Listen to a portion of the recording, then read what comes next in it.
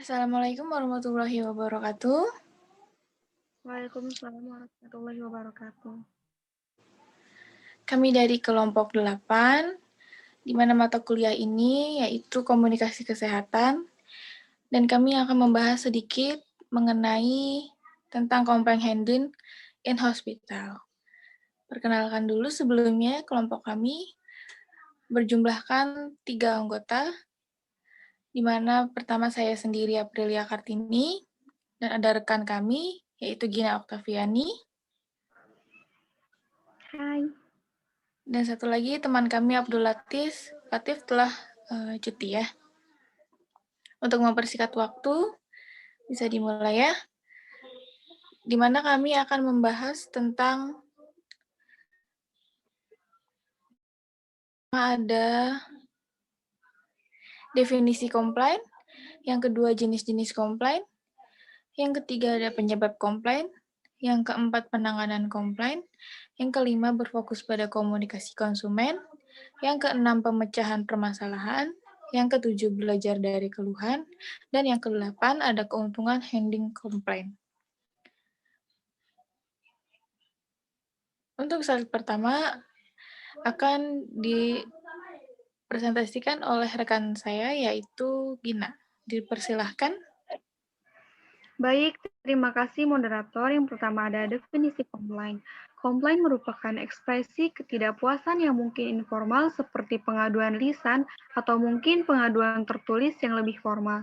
Konsumen mengeluh tentang berbagai aspek pelayanan kesehatan seperti kurang ramahnya petugas dan kurang cepatnya pelayanan di unit pelayanan. Semua keluhan harus ditanggapi dengan serius. Keluhan konsumen merupakan ungkapan dari ketidakpuasan yang dirasakan oleh konsumen. Selanjutnya ada jenis-jenis komplain. Yang pertama ada komplain yang dapat ditangani secara langsung. Kebanyakan komplain yang diajukan oleh pasien dapat diatasi secara langsung dan cepat. Seringkali komplain dapat diatasi dengan pemberian penjelasan yang jelas terhadap masalah yang terjadi disertai permintaan maaf atas masalah yang terjadi jika memang diperlukan. Yang kedua ada komplain yang memerlukan investigasi.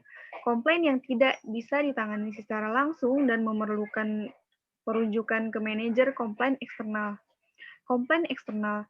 Jika keluhan tidak dapat diselesaikan oleh bagian manajemen komplain, maka konsumen dapat dirujuk ke kantor komisaris pelayanan kesehatan.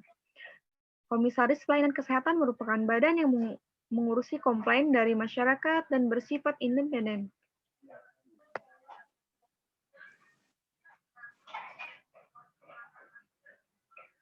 Penyebab komplain yang pertama ada pelayanan yang diharapkan dari pemberi pelayanan tidak seperti yang diinginkan. Yang kedua ada mereka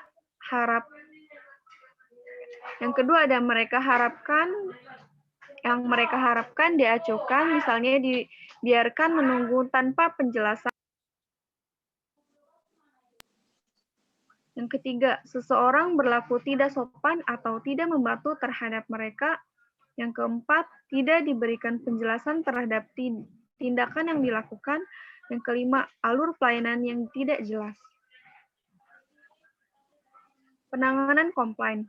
Yang pertama ada komplain yang dapat ditangani secara langsung. 1. Sikap dan pendekatan. 2. Mendengarkan komplain. 3. Berikan penjelasan tentang masalah yang dihadapi pasien peminta. Yang keempat, permintaan maaf. Yang kedua, komplain yang memerlukan investigasi. 1.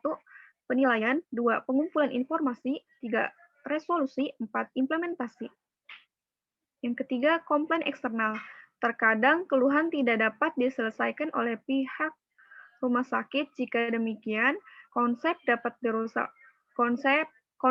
dapat dirujuk ke kantor komisaris pelayanan kesehatan yang bersifat netral dan independen. Selanjutnya, saya kembalikan kepada moderator. Baik, terima kasih Gina. Slide selanjutnya akan dipresentasikan oleh saya sendiri. Slide ini yaitu berfokus pada komunikasi konsumen. Ada 2. Yang pertama, strategi meredam kemarahan customer. Yang pertama ada dengarkan, yang kedua berusaha sependapat dengan customer, Yang ketiga, tetap tenang dan kuasai diri. Yang keempat, mengakui kemarahan customer. Selanjutnya, permohonan maaf. Dan yang terakhir ada perlihatkan empati.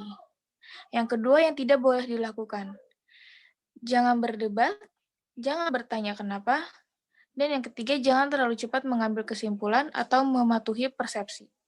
Next. Pemecahan permasalahan ada 4. Yang pertama ada identify. Tentukan pokok permasalahan. Coba dapatkan detailnya untuk membantu mengetahui permasalahan yang sebenarnya.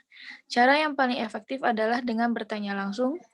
Dan yang kedua ada assess. Pada tahap ini kita sudah memahami permasalahan customer dan sudah bisa membayangkan bagaimana pemecahannya. Dan yang ketiga ada negotiate, win atau win solution. Dan yang terakhir ada action. Proses ini berdasar pada apa dan kapan. Belajar dari keluhan. Dengan adanya mekanisme penyampaian keluhan yang baik juga akan menjadikan pengaduan itu sebagai salah satu bentuk introspeksi. Yang pertama, mengucapkan terima kasih. Yang kedua, menjelaskan betapa kita menghargai keluhnya. Meminta maaf atas kesalahan yang kita perbuat. Berjanji untuk melakukan sesuatu terhadap keluhan atau masalah tercepatnya. Yang kelima, menanyakan mengenai informasi yang diperlukan. Dan yang keenam, mengkoreksi kepuasan pasien. Yang ketujuh, memeriksa kepuasan pasien, kemudian mencegah kesalahan yang akan datang. Keuntungan handling komplain. Adanya sebuah mekanisme penanganan komplain akan memudahkan rumah sakit dalam mengakomodasikan kepentingan-kepentingan pelayanan kesehatan. Pelayanan kesehatan yang berkualitas, masyarakat keseimbangan posisi tawar antara instansi penyedia pelayanan dengan masyarakat penerima layanan. Itu dapat dicapai salah satunya dengan menerapkan sistem penanganan pengaduan pelanggan. Pengaduan atau komplain ini merupakan salah satu bentuk partisipasi masyarakat. Dengan adanya komplain, rumah sakit akan tahu di mana letak persisnya kualitas yang harus diperbaiki. Apakah pada pelayanan medis atau pada fasilitas rumah sakit. Dengan demikian akan memudahkan rumah sakit untuk memperbaiki pelayanan jasa terhadap pasien. Sekian dari presentasi kelompok kami. Bila ada kesalahan mohon dimaafkan karena manusia tidak luput dari kesalahan. Untuk pertanyaan boleh langsung nanti di room ya atau di GC. Terima kasih. Wassalamualaikum warahmatullahi wabarakatuh. Waalaikumsalam warahmatullahi wabarakatuh.